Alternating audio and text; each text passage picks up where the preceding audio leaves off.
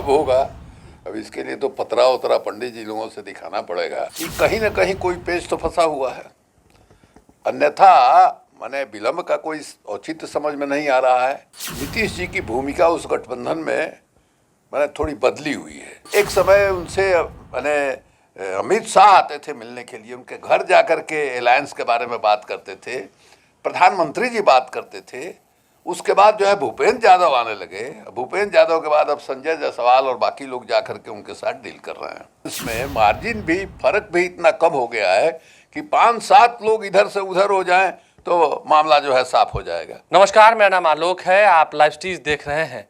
बिहार में सरकार के गठन हुए 2 महीने बीत चुके हैं, लेकिन अब तक मंत्रिमंडल का विस्तार नहीं हो पाया है। वजह चाहे जो भी रही हो, बार बार ये कहा जा रहा है कि अब हो जाएगा, जल्द हो जाएगा। तो बिहार की राजनीति में अब और जल्द का अर्थ समझने के लिए हम पहुंचे हैं राजद के राष्ट्रीय उपाध्यक्ष शिवानंद तिवारी जी के पास। ये अब हो जाएगा, जल्द हो जाएगा, मंत्रिमंडल का विस्तार कब हो जाएगा? अब कब होगा? अब इसके लिए तो पतरा उतरा पंडित जी लोगों से दिखाना पड़ेगा। लेकिन ये बात बिल्कुल माने सही है कि कहीं ना कहीं कोई पेच तो फंसा हुआ है। अन्यथा माने विलंब का कोई औचित्य समझ में नहीं आ रहा है। ये कहा गया मुख्यमंत्री जी की ओर से या भारतीय जनता पार्टी की ओर से कहा गया, संजय जायसवाल ने कहा कि मंत्रिमंडल का गठन जो है हम लोग उम्मीद कर रहे थे कि अगले ही दिन हो जाएगा, लेकिन अभी तक नहीं हो पाया। तो पेच तो है। अब पेच क्या है ये अनुमान लगाने की बात हो सकती है।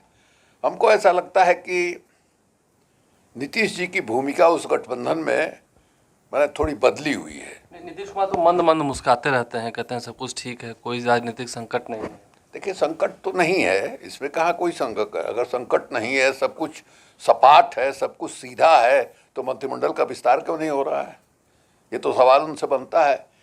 हमको ऐसा लगता है कि जो पहले उनकी स्थिति थी बड़े भाई वाली, अब बड़े भाई वाली स्थिति उनकी नहीं रह गई। अब छोटे भाई हैं और छोटे भाई और बड़े भाई के बीच में फासला बहुत बढ़ गया है। अब ये 43 सीट पर आ गए हैं, वो जो है 74 सीट पर चले गए हैं। अब इसको लेके हमारा चेहरा भी बचे, हमारी जात भी बच जाए और ये भी नहीं टूटे, ये जो कहावत है, उसी पेशोपेश में नीतीश जी पड़े हुए हैं।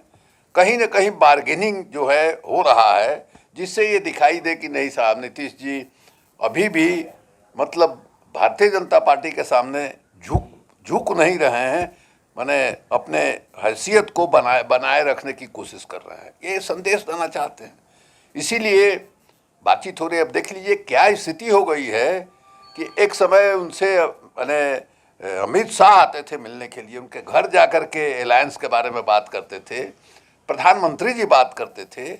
उसके बाद जो है भूपेंद्र यादव आने लगे। भूपेंद्र यादव के बाद अब संजय जायसवाल और बाकी लोग जाकर के उनके साथ डील कर रहे हैं। तो एकदम कहां से कहां पहुंच गए नीतीश कुमार, ये तो स्पष्ट दिखाई दे रहा है। वैल्यू नहीं रहा या इंपॉर्टेंस नहीं दे रहे?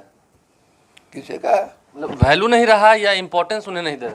उसी का कहिए, अलग अलग शब्द हो गए। वैल्यू नहीं है, इंपॉर्टेंस नहीं, दोनों एक ही संदर्भ में हम कह रहे हैं। उनका महत्व जो है पहले था, जो पहले वजन था इनका, वो वजन जो है घटा है गठबंधन में। इसकी वजह से विलंब हो रहा है।